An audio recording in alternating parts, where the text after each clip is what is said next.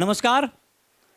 जी business और NCDX IPF की खास पेशकश कमोडिटी की क्लास में आप सबका बहुत बहुत स्वागत है।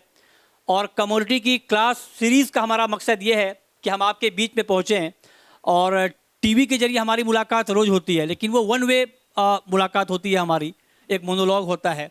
लेकिन फिज़िकली आपके बीच में आकर आपसे रूबरू होने का हमारा मकसद ये है कि किसी भी कमोडिटी ट्रेड को लेकर आप जो परेशानी फील कर पा रहे हैं ग्राउंड पर, जो चुनौतियां आपके सामने हैं, जो पोटेंशियल आपको उस ट्रेड में दिख रहा है, वो हम एक दूसरे के साथ शेयर करें और उसको आगे कैसे बेहतर बनाया जाए, इसी मकसद से इस सीरीज़ को लेकर हम देश भर में निकले हैं। और देश के अलग अलग हिस्सों में हमने इस सीरीज़ को किया है। बहुत ज़बरदस्त रिस्पॉन्स मिला है ग्राउंड पर इस सीरीज़ को। हम उम्मीद करते हैं कि कैस्टर बेल्ट, ये डीसा का इलाका जो है, ये पूरा कैस्टर का आपका इलाका है। बहुत वाइब्रेंट इलाका है, ट्रेड के लिहाज से बहुत पोटेंशियल है। हमने पहले भी बहुत सारे शोज़ किए हैं कैस्टर के ऊपर, पालनपुर में, डीसा में, तो उस लिहाज से ये जगह बहुत महत्वपूर्ण है। और हम उम्मीद करते हैं कि जो पैनलिस्ट अभी आप देख पा रहे हैं, ये वो इंसाइट्स आपको देंगे इस ट्रेड को लेकर के, जो आपके ट्रेड में, जो आपकी फार्मिंग में, जो आपके डे टू डे बिजनेस में आपको बहुत हेल्प करेगी। और चूँकि कैस्टर पर हमें बात करनी है, तो बीरेन जी, कैस्टर पर आप ये मानकर चलिए कि इंसाइक्लोपीडिया हैं। तो ये कैस्टर इतना इम्पोर्टेंट क्यों है सर? ये काफ़ी इंटरेस्टिंग सवाल है आपका।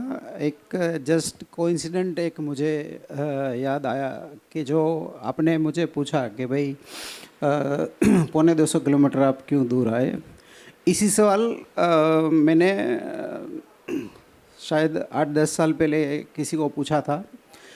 वो भाई साहब एक MNC के मैनेजिंग डायरेक्टर थे, कैस्टर डिवीज़न के, और वो अमेरिका मिनियोपोलिस से दिल्ली और दिल्ली से मेरी ऑफिस आए थे। अच्छा। तो और वो कंपनी है, नाम नहीं बताऊंगा मैं पब्लिक डोमेन में, बट वो कंपनी एक ही ऐसी है जिसके पास कैस्टर बायोपॉल का पेटेंट है। कहने का मतलब ये है कि कैस्टर इतनी इम्पोर्टेंट कमोडिटी है कि वो दुनिया भर का ध्यान उस पर हमेशा बना रहता है। बिल्कुल। अभी के माहौल में अगर बात करें तो ये जो हम सस्टेनेबिलिटी का जो देख रहे हैं, green thing, net neutrality, low carbon, zero carbon economy, तो इसमें इसका है मतलब ये है कि one of the most important green commodity है ये, और बहुत से इसके एप्लीकेशन है।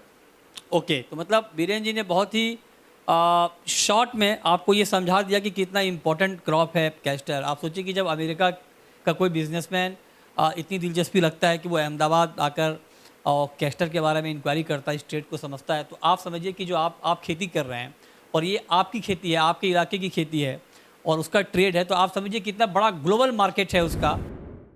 आप ज़रा बताइए कि अगर मैं बोलूँ, आपको ये पूछूँ कि कोई ट्रेडर या फार्मर एक्सचेंज के प्लेटफॉर्म के जरिए कैस्टर के ट्रेड में कैसे फ़ायदा उठा सकता है, तो उनको आप क्या समझाएंगे इजी लैंग्वेज में? NCDX का जो प्लेटफॉर्म है, और इस प्लेटफॉर्म पे हम जो कैस्टर सीड का कॉन्ट्रैक्ट अवेलेबल है, इससे जब कोई किसान कैस्टर की बुआई करता है, बुआई से शुरू होता है एक्सचेंज का रोल, जहाँ पे आप अपने रॉ मटेरियल को यूज़ करते हो, सीड को यूज़ करते हो, लेबर को यूज़ करते हो, टूल्स एंड टेक्नोलॉजी को यूज़ करके आप खेती करते हो, तो आपका एक अप्रॉक्सीमेट कॉस्ट लगता है उस कमोडिटी को ग्रो करने के लिए। और कमोडिटी के ग्रोइंग करने के बाद जब हार्वेस्ट सीजन आता है, तो फार्मर को सबसे बड़ा चिंता का विषय होता है कि मेरी उपज का दाम क्या मिलेगा। तो जब किसान अपने क्रॉप को सेलेक्ट करके सोइंग करता है, उसी वक्त वो वायदे पे ये देख सकता है कि किसान को ये दिख जाता है कि वायदा पे भाव क्या चल रहा है, यानी फ्यूचरिस्टिक भाव क्या चल रहा है। तो एक किसान अपने प्रोड्यूस की कीमत को एक्सचेंज प्लेटफॉर्म पे लॉक करके चल सकता है, और इस प्लेटफॉर्म को एक रिस्क मिटिगेशन टूल के तरीके से यूज़ कर सकता है।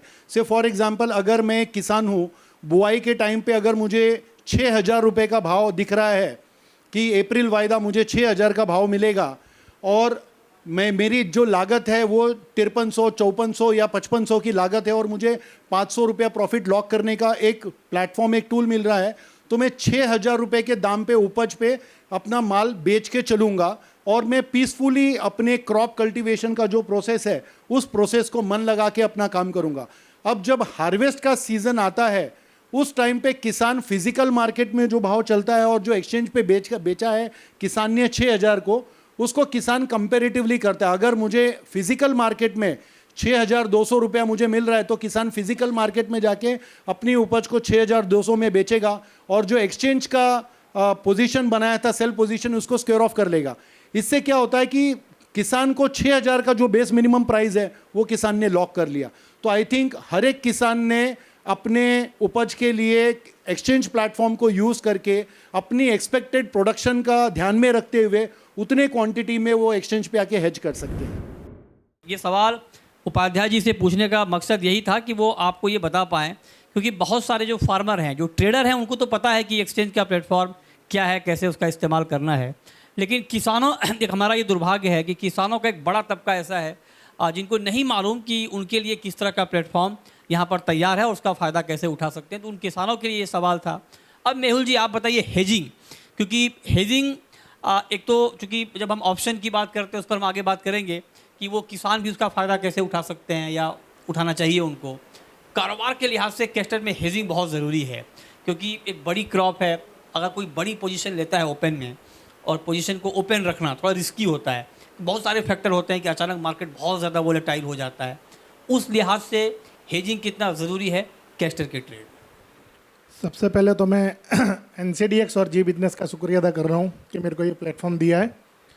अब हेजिंग का तो हमारे लिए तो बहुत इम्पोर्टेंट है, क्योंकि दो पर्पज़ है। सीज़न में जब डिमांड होती है तो हमको फॉरेन में या कहीं भी ऑयल बेचना पड़ता है।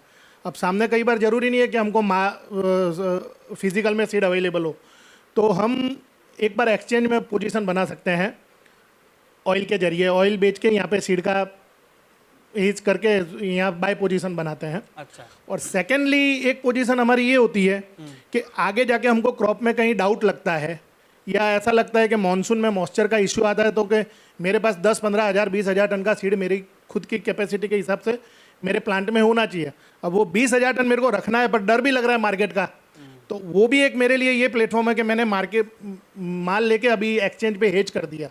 अब जैसे जैसे डिमांड आ रही है ऐसे ऐसे मैं वो मेरे जो प्लांट में माल है वो मैं हेज काट के मैं एक्सपोर्ट में देता रहूँगा। तो उस जरिए हमारी ये दोनों सिचुएशन हमारे लिए आइडियल हो सकती है। अच्छा ठीक है, ये तो हेजिंग इन्होंने समझा के आप जरा हमें ऐसे समझाइए सर। मैं उन लोगों के लिए पूछ रहा हूँ जिनको हेजिंग की ABCD नहीं मालूम है। जो हेजिंग करता है, ठीक है, और जो नहीं करता है, दोनों में क्या फ़र्क है? हेजिंग करने वालों का कितना रिस्क कम होता है और जो हेजिंग नहीं करता है उनका रिस्क किस तरह से बढ़ता है? इसको जरा डिकोड करिए।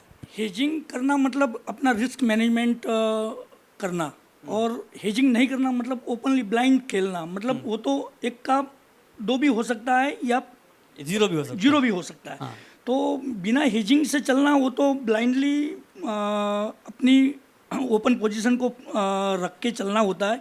इसमें हाईली रिस्क इन्वॉल्व रहता है, और जो हेजिंग करके चलता है इसमें रिस्क मैनेज हो जाती है, रिस्क मिनिमाइज हो जाती है, सामने रिवर्ट रेशियो भी मैनेज हो जाता है। ऐसा नहीं है कि रिस्क मैनेज है तो रिवर्ट ओपन है, रिवर्ट भी इसके सामने मिनिमाइज हो जाता है। लेकिन सबसे बड़ी बात यह है कि रिस्क मैनेज हो जाता है, ओपन रखने मैनेज हो जाए। यस। मतलब इसको इन्होंने बता दिया कि अगर आप हेजिंग करते हैं तो आप अपने रिस्क को मैनेज करते हैं, रिस्क को कम करते हैं। अब इसको आप और ज़रा आसान भाषा में समझिए कि हेजिंग एक तरह का इंश्योरेंस है। जैसे आपने अपनी कार का इंश्योरेंस आप लेते हैं, हेल्थ इंश्योरेंस लेते हैं, उसको भी और इजी करिए। जैसे आप मान लीजिए कोई टर्म प्लान लेते हैं, ये बहुत बड़ा रिस्क होता है लाइफ का कि मान लीजिए अनफॉर्चुनेट कुछ हो जाए आपके साथ में, तो आपकी जो फैमिली है उनको कोई फाइनेंशियल प्रॉब्लम ना आए, या जो आपका लिविंग स्टैंडर्ड है उसमें कुछ कमी ना आ जाए। उस लिहाज से जो एक बड़ा चलन अभी बढ़ रहा है कि लोग टर्म प्लान लेते हैं कि अनफॉर्चुनेट कुछ हो जाए तो आपको पूरे पैसे मिलते हैं। तो हेजिंग यही है, हेजिंग एक तरह का इंश्योरेंस है। और जब मान लीजिए आप कोई बड़ा ट्रेड करते हैं, आप बड़ी महंगी गाड़ी खरीदते हैं, तो इंश्योरेंस आपके पास होता है, तो आपका रिस्क वहाँ पर कम हो जाता है। देखिए मैं इसको एग्जांपल आपको ऐसे भी देता हूँ कि सपोज़ करिए कि अभी एक्सचेंज के ऊपर ऑयल का फ्यूचर नहीं है, ऑयल सीड का फ्यूचर नहीं है। अब जब मैं बड़े बड़े ऑयल के ट्रेडर से बात करता हूँ, कंपनियों से बात करता हूँ, तो वो कहते हैं कि इतनी बड़ी क्वांटिटी में हम इंपोर्ट करते हैं लेकिन हमारे पास कोई मैकेनिज्म नहीं है हेज करने का। वो कितना बड़ा रिस्क खेलते हैं। रिस्क इस सेंस में है कि आप देखिए कि एक झटके में पाम ऑयल का प्राइस कहाँ से कहाँ चला जाता है।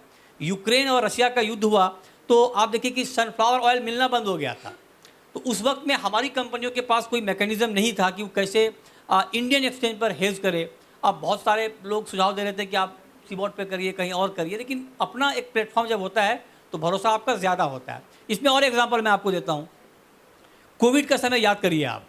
कोविड में जब शिपमेंट डिले हो रही थी, बहुत सारा जब हमारा इंपोर्ट कर रहे थे और इंपोर्ट नहीं हो पा रहा था, अटक रहा था, उस वक्त में जिन्होंने हेजिंग किया वो चैन की नींद सो रहे थे, और जिन्होंने हेजिंग नहीं की उनकी स्थिति क्या हुई थी या वो किस दौर से गुजरे थे, ये उपाध्याय जी अच्छे से बता पाएंगे। बताइए सर, हेजिंग नहीं करना कितना बड़ा रिस्क है? सो मार्केट में ये मिथ है कि अगर मैं वायदे में काम करता हूं तो ये सट्टा बाजार है या स्पेकुलेशन है। मैं सभी दर्शकों को ये बोलना चाहता हूं कि हेज ना करना अपने आप में सबसे बड़ा स्पेकुलेशन है। हाँ, राइट, बिल्कुल। हेज ना करना ही सबसे बड़ा स्पेकुलेशन है। अगर आप, जैसे अभी मृत्युंजय जी ने एग्जांपल दिया कार का, कि आप महंगी गाड़ी खरीदते हो तो बाय लॉ आज के डेट में मैंडेटरी है कि आपको third party insurance minimum to minimum करना है। फिर उसके ऊपर आता है उपाध्याय जी ये इशारा कर रहे हैं कि comprehensive हेजिंग भी मैंडेटरी करने वाले हैं आने वाले वक्त में। एक्सचेंज पे हेजिंग करना ही पड़ेगा। सो अब अगर आप देखिए, थर्ड पार्टी इंश्योरेंस मैंडेटरी है, फिर आता है कॉम्प्रिहेंसिव इंश्योरेंस, और अगर आपको अपनी गाड़ी से बहुत प्यार है तो आप जीरो डेप्थ इंश्योरेंस लेते हो कि कुछ भी हो, मेरा ईच एंड एवरी पार्ट, कोई भी प्लास्टिक मटेरियल हो, मेटालिक मटेरियल हो, ग्लास हो, एवरीथिंग इज कवर्ड।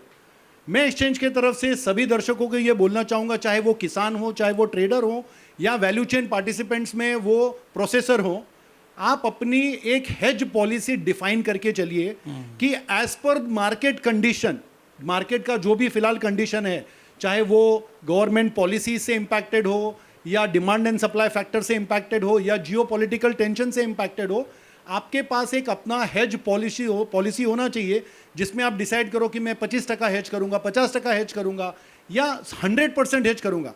0% हेज में नहीं करूंगा, ये सबसे बड़ा स्पेकुलेशन है।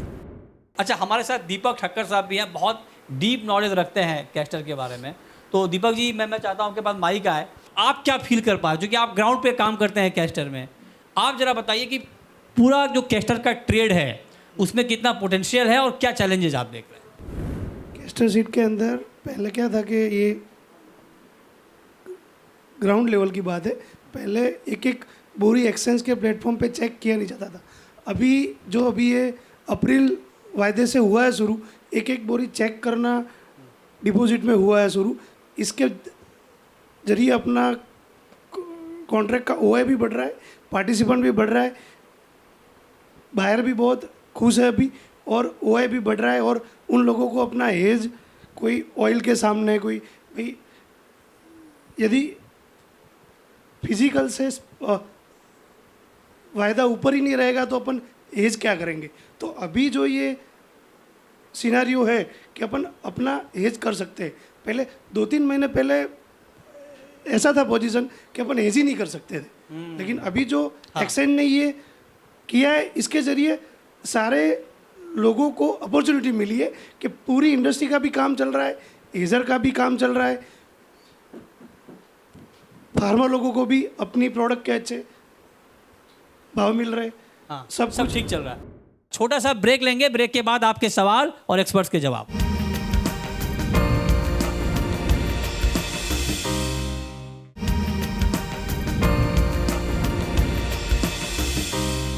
चलिए, ब्रेक के बाद भी आपका स्वागत है। फिजिकल का मार्केट हमारा बहुत वाइब्रेंट मार्केट है। हाँ, अब फिजिकल मार्केट में इतना पोटेंशियल है, वो पोटेंशियल ठीक तरीके से भी यूज़ नहीं हो पाया है। बीरेन जी, जब हम हेजिंग की बात कर रहे हैं सर, जब हेजिंग की इतनी अच्छी अच्छी बातें हैं, तो फिर हेजिंग से लोग हिचकिचाते क्यों हैं? कई बार देखते हैं कि इतना जानने के बाद भी बड़े बड़े ट्रेडर जोखिम ले लेते हैं, लेकिन वो ये रास्ता नहीं अपनाते हैं, क्यों?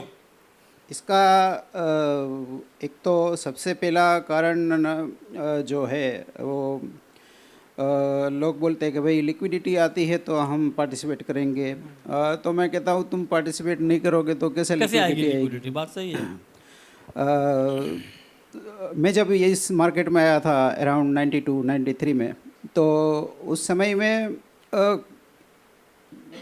बहुत ही वाइब्रेंट मार्केट मैंने देखे थे। बहुत जैसे भाबर चल रहा था, अहमदाबाद, बॉम्बे चल रहा था, राजकोट चल रहा था, और नेट मार्केट साइज़ टन में 12 लाख टन 15 लाख टन जैसी हो जाती थी। क्रॉप जो 2 लाख टन का था और 7-8 लाख टन का सटा रहता था। आज अपनी क्रॉप 20 लाख टन की है और ओआई मुश्किल से कभी कभी 30-40 हज़ार या 50 हज़ार टन होता है। तो ये थीन कंडीशन के हिसाब से क्या, एक हिसाब से ये विशियस सर्कल सा हो गया, कम लिक्विडिटी और कम वॉल्यूम और कम लिक्विडिटी, ऐसा रहा। अनफॉर्चुनेटली इसको, जैसे आपने कहा, हेजिंग के तौर पे प्रमोट भी नहीं किया। बीच बीच में कुछ डिसेप्शन भी आते रहेंगे, लिस्टिंग, बान, सस्पेंशन, ऐसे भी।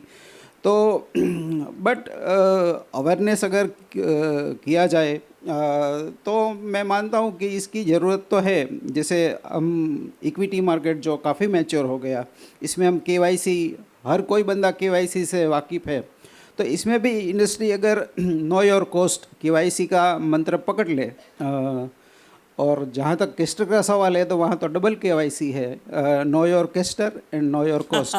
हाँ बिल्कुल ठीक बात है, डबल केवाईसी आपने ठीक बात। अच्छा मेहुल जी, एक बात बताइए, जो बात बीरेन जी कह रहे हैं कि लिक्विडिटी का प्रॉब्लम होता है और जो क्रॉप साइज़ है हमारी, उसके मुकाबले जो हमारा ओपन इंटरेस्ट है जो ट्रेड हो रहा है वो बहुत कम है।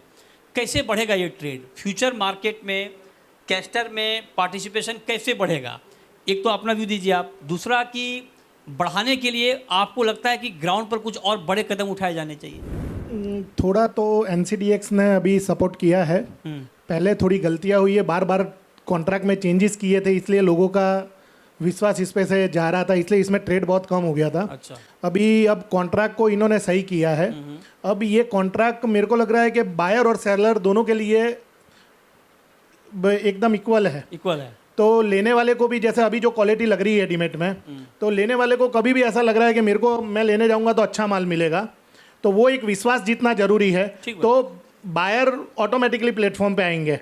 एक्चुअली एक्सचेंज को ऐसा बोला जाता है कि सेलर का प्लेटफॉर्म है, पर अब ये जिस हिसाब से इन्होंने अभी अप्रिशिएट करूंगा मैं कि अभी जिस हिसाब से क्वालिटी लग रही है और जिस हिसाब से एक्सचेंज का बंदा हर एक गोदाम पे रहता है, तो वो बायर का कहीं ना कहीं विश्वास रहता है।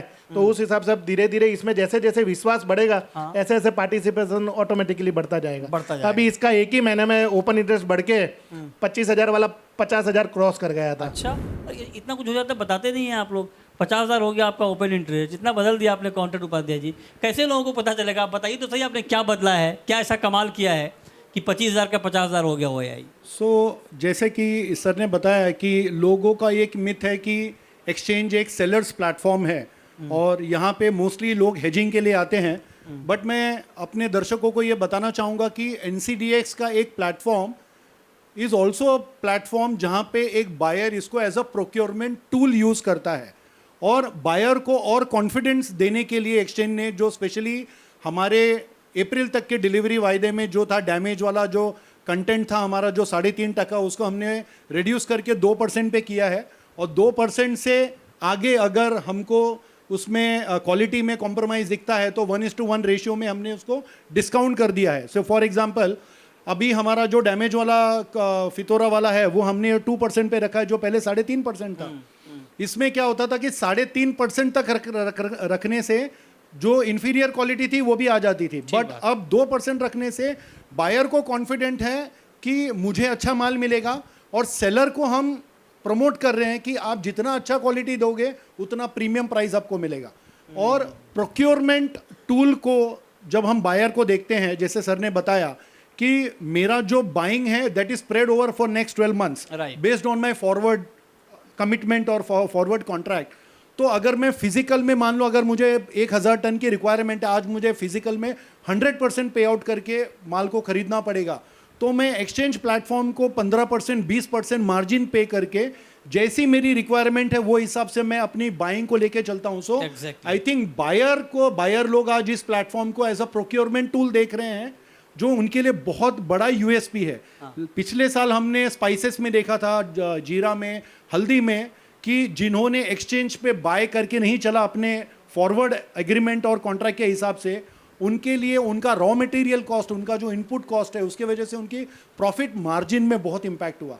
सो I think when such players जो वैल्यू चेन में है वो एक्सचेंज को as a procurement tool use करके जब अपनी फ्यूचर बाइंग को लेते हैं और जब वो फिजिकल में बाय करके और फिर अपने पोजीशंस को स्क्वायर ऑफ कर लेते हैं, उससे उनकी रातों की नींद बहुत अच्छी होती है। अब वो मार्केट किसी भी दिशा में जाए, मैंने अपने रिस्क को मिटिगेट कर लिया। अब सवाल जवाब का सिलसिला शुरू करते हैं।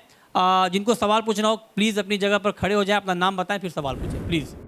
हमारा एफपीओ चल रहा है, हम कैस्टर का डिपॉजिट कर रहे हैं। जब कैस्टर का भाव पहले सही नहीं मिल रहा था फार्मर का, इसके लिए ही हमने सब फार्मरों को नॉर्थ गुजरात से इकट्ठे करके हमने एक एफपीओ बनाया, ऊंचा farmer producer company limited. Very nice. तो उसके अंदर हम 3 साल से अभी कैस्टर जमा करवा रहे हैं। तो अभी जो लैब चार्ज है वो एक्सचेंज NERL और NCCL के थ्रू हमसे ले रहा है। तो हमारी गुजारिश है कि वो एफपीओ को वेव ऑफ होने चाहिए। और जो अभी जो वेयर हाउस का जो भाड़ा भी लग रहा है हमको, हम भी आर्बिट्रेज भी करते हैं, हेजिंग भी करते हैं, ऑप्शन में भी ट्रेड करते हैं। इसके सामने फार्मर ने जो बुआई की है तो उसको हम फिक्स लागत से उसको भाव भी दे देते। तो इसके लिए हमको बेनिफिट ये मिलेगा। तो आगे जाके फार्मर को हम और आगे वो पास ऑन करेंगे, जो इनकम होगी हम पास ऑन करेंगे। करिए क्या आप इतना दूर से आए, कुछ करके जाइए, आप बोलिए कि हो जाएगा। सर, एक्सचेंज प्लेटफॉर्म पे आप जब ट्रेड करते हैं तो हमारी जो अलग अलग ग्रुप कंपनीज है, जैसे NCCL है जो लॉजिस्टिक और क्लियरिंग को देखती है, और NERL है जो पूरा वेयर हाउसिंग को संभालती है, तो डेफिनेटली आपका ये जो फीडबैक है हम अपने इंटरनल ग्रुप ऑफ कंपनी से डिस्कस करेंगे और ये कोशिश करेंगे कि हम आपको और किस तरीके से सहायता कर सकते हैं एज एन FPO। आप बिकॉज आप ऑलरेडी ट्रेड करते हैं, आपको पता है कि अर्ली पेन का और M2M का बहुत सारे ऐसे फीचर्स हैं जो हम FPOs को बेनिफिट पास ऑन करते हैं। और कोशिश यही रहेगी रेगुलेटर के साथ मिलके, पॉलिसी मेकर्स के साथ मिलके, कि हम और क्या फ़ायदा FPOs को पहुंचा सकें।